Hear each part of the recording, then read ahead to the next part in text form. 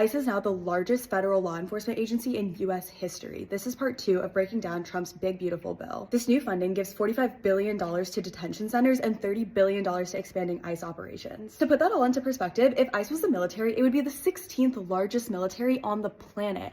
And they have more money than the entire federal prison system. With this money, they're planning to double detention center capacity to over 100,000 beds, which will help Trump hit his goal of detaining and deporting 3,000 people a day. And I feel like we can't talk about all of this without talking about Alligator Alcatraz, which is the new detention facility that just opened in Florida that Trump visited and everyone's been talking about because of how horrific it is. It was built in a week. It looks like it's full of cages, not beds, if you ask me.